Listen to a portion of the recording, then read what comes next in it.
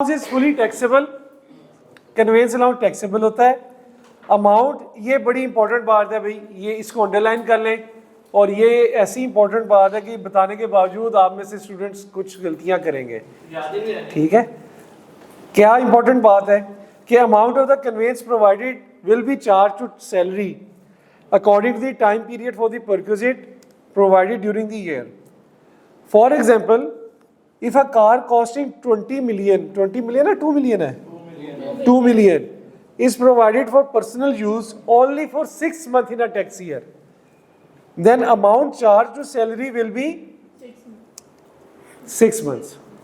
वो कह रहा है कि ये जो बेनिफिट है ये वो जितना अरसा अवेल करेगा ना उतने अरसे के लिहाज से उसकी सैलरी में ऐड करना है, ठीक है। अगर गाड़ी 6 माह बाद दी है तो 6 माह का टैक्स डालो भाई, ठीक है। 5% निकाल के उसको फिर 6 माह का निकालो, ये तो पूरे साल का है ना 5% का, ठीक है। तो ये बड़ी इंपॉर्टेंट बात है, इसको अंडरलाइन कर लें। अच्छा, अब एक और बात, इसी को थोड़ा सा एक्सटेंड करते हैं। अगर वो एक कन्वेंस, ये जो व्हीकल है कन्वेंस प्रोवाइड की मोटर व्हीकल, और साथ में उसने ये कह दिया एम्प्लॉयर ने कि यार आप इतने के हमारी कंपनी के लिए वैल्यू एडिड बंदे हैं कि हम इस गाड़ी की रिपेयर मेंटेनेंस भी आपको देंगे, इस गाड़ी की रिपेयर मेंटेनेंस भी हम ही करा के देंगे।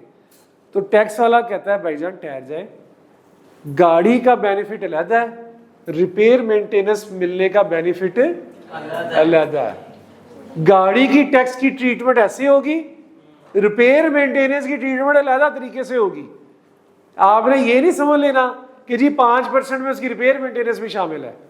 रिपेयर मेंटेनेंस अलग है और गाड़ी का बेनिफिट है अलग है, ठीक है।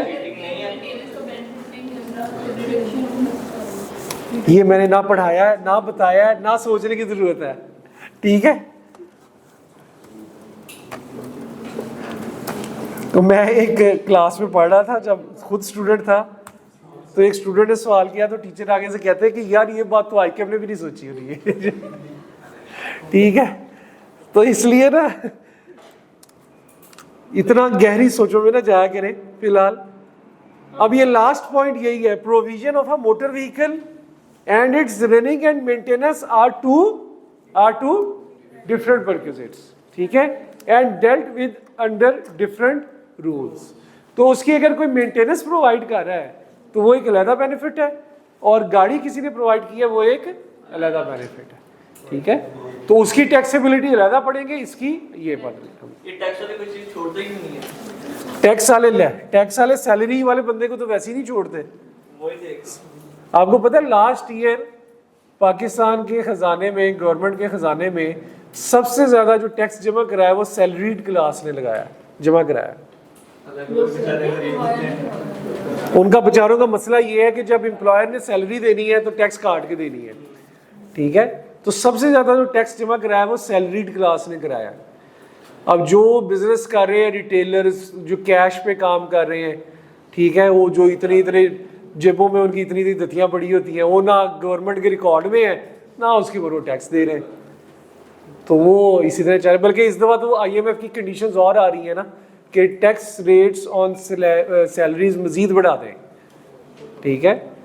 तो वो तो इस दफा वो और कह रहे हैं हमारा कर्जा वापस करना है, तो ये जो बस सैलरी कमा रहे हैं ना इन्हीं से ही लेके वापस करना है, पाकिस्तानियों के छोड़ दे, ठीक है।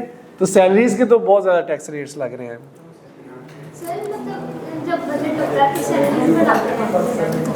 उतना ही टैक्स लगा देते ऐसे ही कर रहे, पिछले 1-2 सालों से तो ऐसे ही हो रहा है। हाँ, सैलरी ऐसे ही है, टैक्स बढ़ जाता है, आप समझे।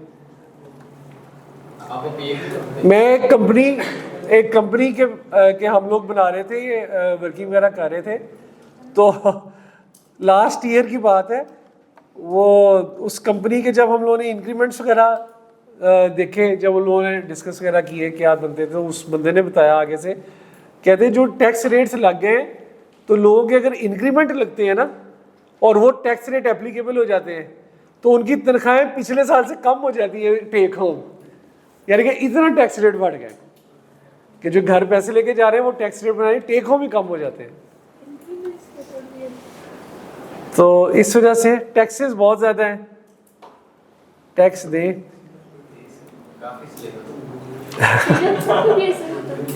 फ्रीलांसिंग के लहदा से है।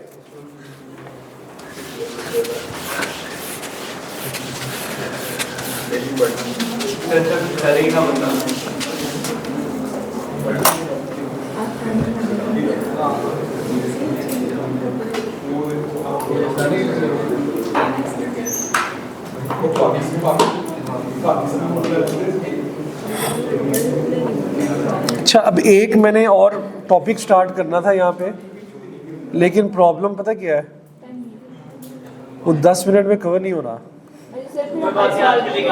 अच्छा, ये